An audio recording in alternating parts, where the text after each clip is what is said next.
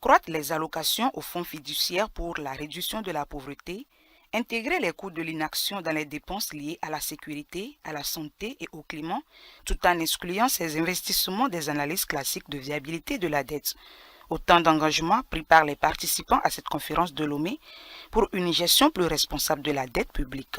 Le ministre togolais des Finances lance un appel fort du haut de cette tribune à l'endroit des partenaires techniques et financiers, les invitant à intégrer ces recommandations dans leur politique de soutien. L'Afrique ne s'en sortira du point de vue de son endettement que si nous contribuons à faire réformer l'architecture financière internationale.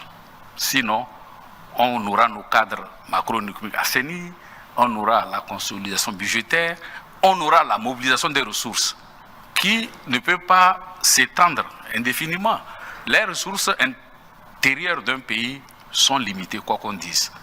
Mais aujourd'hui, grâce à cette conférence, grâce à l'Union africaine, nous allons d'une seule voix pouvoir faire face au G20, leur expliquer ce que nous attendons d'eux, la réforme que nous voulons.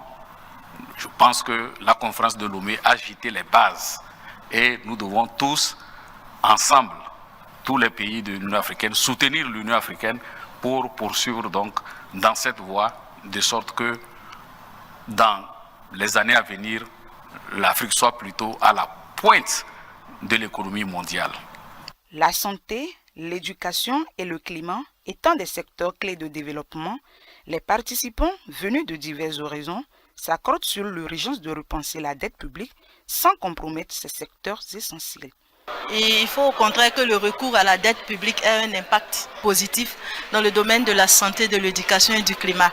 À cet effet, il y a beaucoup de mécanismes qui sont mis en place, notamment on a les financements innovants, on a aussi les obligations vertes. Les obligations vertes, on parle de plus aussi d'obligations bleues. Voilà, c'est pour avoir un impact vraiment positif au niveau du climat.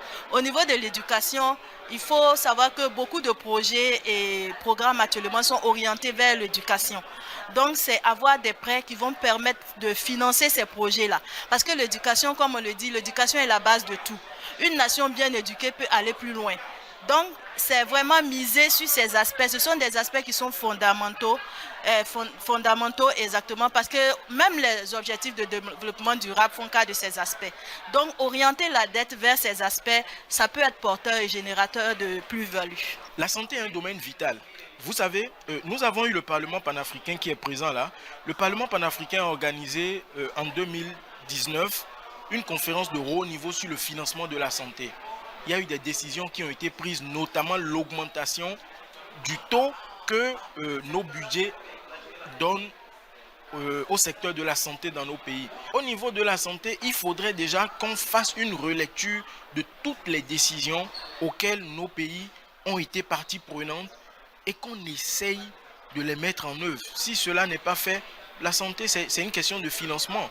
C'est vrai, il y a des assurances, nos gouvernements font des efforts pour mettre en place des assurances, mais au-delà des assurances, nos plateaux techniques souffrent. Ça, il faut l'avouer. Les plateaux techniques souffrent. Les médecins, les infirmiers, les acteurs de ces domaines-là ont besoin de renforcement de capacités. Tous les États membres de l'Union africaine ont réaffirmé leur volonté de promouvoir une croissance inclusive afin de ne pas pénaliser les efforts en faveur de la stabilité et de la résilience.